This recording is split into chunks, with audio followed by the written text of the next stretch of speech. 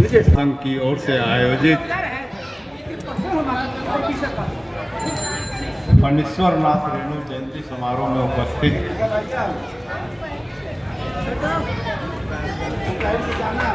पूर्व मंत्री और वर्तमान में एमएलसी बड़े भाई संजय पासवान जी, हम लोगों के संघर्ष के बड़े भाई दामोदर राउत जी, मित्र मृत्युंजय जी, सुरेंद्र गोप जी, अभिभावक सुरेंद्र बाबू किशोरी दास जी, उपस्थित तमाम मंचासीन माननीय नेतागण एवं इस सभा की अध्यक्षता कर रहे शंकर प्रसाद, उपस्थित माता एवं बहन,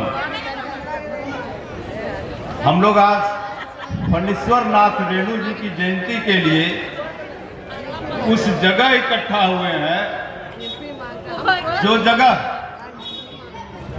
अपने प्राचीन काल में उन संस्कृतियों का वाहक थी जिस संस्कृति का बोलबाला केवल भारत में नहीं बल्कि विश्व के 68 देशों में है।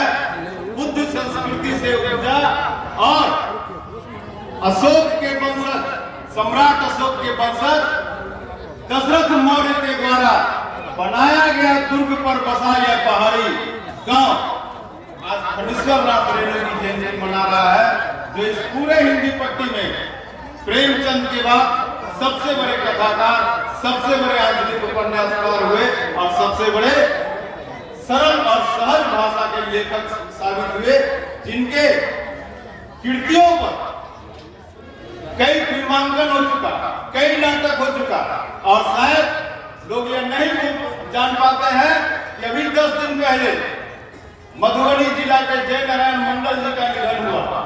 कौन थे जय नारायण मंडल जी? जय नारायण मंडल जी विद्यापत शैली के नृतक, विद्यापत शैली, नाच की विद्यापत शैली, फणीश्वर नाथ रेणु की कृतियों की उपज, उनका विहार में 10 दिन पहले विद्यापत शैली, विद्यापत शैली का वो नृतक जो फणीश्वर नाथ रेणु की कृतियों से निकला। तो फणीश्वर नाथ रेणु इतने महान कलाकार थे, इतने महान लोग थे, लेकिन विडंबना है इस समाज की, जो खेतिहर समाज में पैदा होगा, आजादी के 70 वर्षों का इतिहास अगर देख लिया जाए, आजादी के 75 वर्षों का इतिहास देख लिया जाए, के कामराज, छोटू राम, सरदार पटेल से लेकर जिनका भी जो खेतिहर समाज में पैदा हुआ, अगर उसका समाज उसके साथ खड़ा नहीं है तो उसके समाज, उनके लोगों की, उनके महानायकों की कोई कीमत नहीं। शायद इसीलिए आप भारत रत्न की मांग कर रहे हैं, शायद इसीलिए रेणु की स्मृति का कोई स्मारक बनाने की मांग कर रहे हैं, क्योंकि आप खेतिहर समाज की उपज हैं। खेतिहर समाज की उपेक्षा आजादी के 75 वर्षों बाद भी इस देश में सामंतशाही ताकतों के द्वारा की गई और की जा रही है। दोस्तों, धानुक, धन्य धान, धनुष और घुड़सवार का प्रतीक वीर शिवाजी, छत्रपति शिवाजी के आप लोग वाहक रहे हैं। धन्य और धान का बौद्ध काल से आप प्रतीक रहे हैं, आप लक्ष्मी के प्रतीक रहे हैं, आप धान के प्रतीक रहे हैं और आप धनुष और तलवार के भी प्रतीक रहे हैं, घुड़सवारी के भी प्रतीक रहे हैं। पटना जिला में जिनको नहीं ज्ञात है, लेकिन मुझे जानकारी है कि पटना जिला में आपको जितनी आबादी है, जितनी संपत्ति है, अगर थोड़ा सा भी राजनीतिक चेतना आ जाए, थोड़ा सा भी समाजीकरण आपका हो जाए, तो आप फणीश्वर नाथ रेणु की चौक चौराहे पर स्मारक बना सकते हैं। किसी से मांगने की कोई जरूरत नहीं है। और क्यों मांगेंगे हम? हमारा काम देने का है, हम मांगते नहीं है। खेतिहर समाज दिया है और देते रहेगा, वह मांगता नहीं है। इसलिए खेतिहर समाज के लोगों से, धानुक समाज के लोगों से मैं आग्रह करना चाहता हूं कि रेणु के नाम पर कुछ मांग लोगे तो रेणु का कृतित्व और व्यक्तित्व पर इस आजादी के 75 वर्षों के राजनीतिक भारत में कलंक ही साबित होगा। तुम सक्षम हो, कर सकते हो, रेणु जी के नाम पर स्मारक बना दो। मुझे याद है कि शंकर जी 97-98 में रेणु फाउंडेशन बनाया था और रेणु जी का फोटो हम लोग को कहीं मिल ही नहीं रहा था।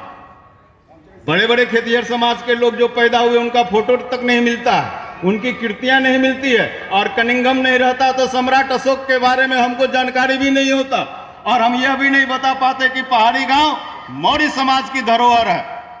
पहाड़ी गांव का टीला मौर्य समाज का धरोहर है, ये बता नहीं पाते।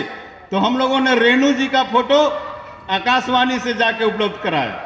बड़ा ही निहोरा किया तो उन्होंने कहा कि एक फोटो है जो हम लोग सेंट्रल हॉल में, आकाशवाणी के सेंट्रल हॉल में लगाए हुए हैं, आपको दे देते हैं, तैल चित्र बनवा लीजिए। और उस तैल चित्र के माध्यम से रेणु फाउंडेशन पर रेणु जी की जयंती शंकर प्रसाद जी ने हम लोगों के साथ, हम लोगों के सहयोग से मनाया।